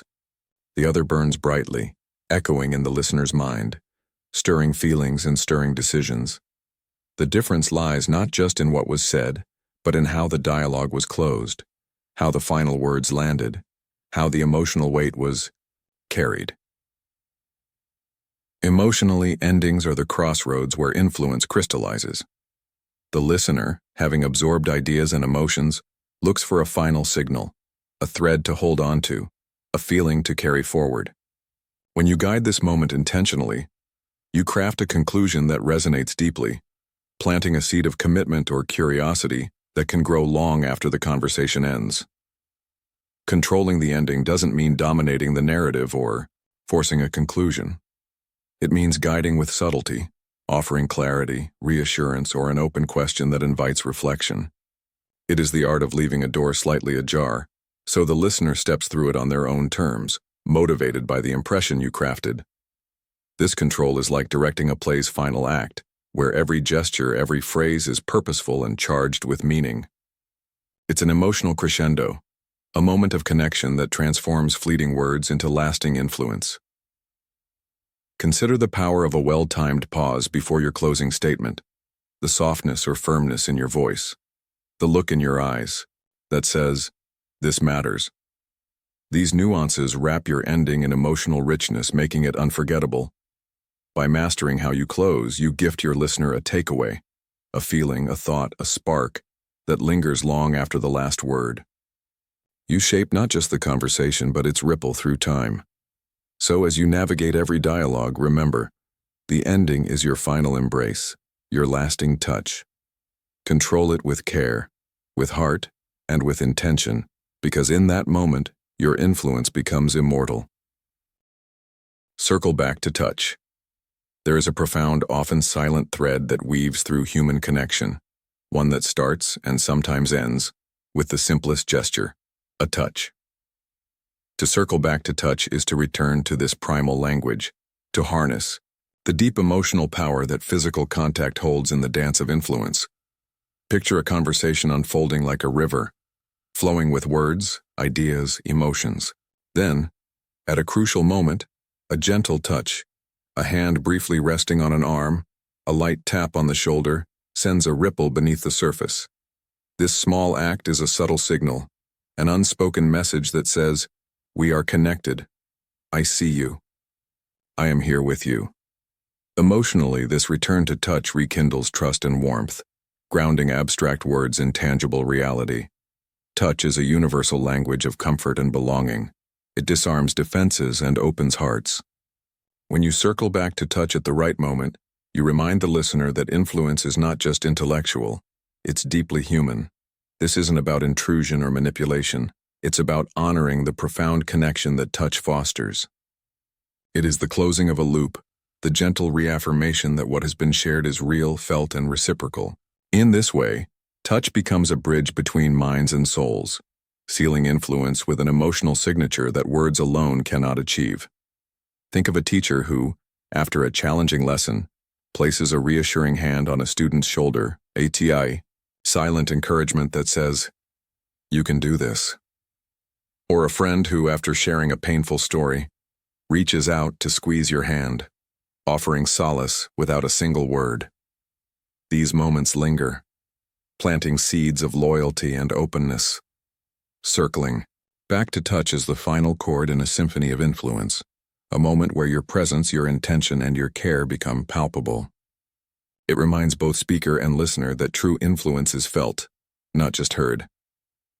So in your conversations, don't forget this subtle art. Let your words lead to connection, and your connection lead back to touch. Because in that gentle return, you find the deepest power to persuade, to comfort, and to truly connect. Each of these psychological tricks operates like a thread in a grand tapestry of control. Alone, they may pass unnoticed, subtle, delicate, whispering beneath the surface of awareness. But when woven together, they become something far greater than the sum of their parts. They form a living narrative, a carefully crafted story that guides the listener's mind, gently influences their heart, persuades their will, and sometimes, quietly, even controls their very actions. The art of conversation is not merely about speaking words into the air. It is about designing an experience, a dance between souls, a shared journey shaped with intention and care. Each touch, each carefully chosen word, every deliberate pause, becomes a brushstroke on the canvas of connection. It is the silent architecture of influence built moment by moment, thread by thread. In these moments you hold power, not the power of domination or force, but the power to create meaning, to open doors, to spark transformation. You shape how others see the world, how they feel in your presence, and how they respond long after the conversation has ended. This is the quiet magic behind influence, the delicate balance between guiding and listening, between speaking and feeling, between leading and understanding. And when you master this balance, you do more than communicate. You create a bond that moves beyond words into something profoundly human. So step into this space with awareness and respect, because every conversation you have is a chance to weave your own tapestry to leave a mark not just on minds but on hearts. One touch, one word, one pause at a time. Thank you so much for watching. If you enjoyed this video, don't forget to like, subscribe, and share it with others who might find it helpful. Your support means everything and helps this channel grow and reach more people. And if you'd like to go even further in supporting the channel, consider joining as a member to get exclusive content and behind-the-scenes insights. Stay curious, stay powerful, and I'll see you in the next one.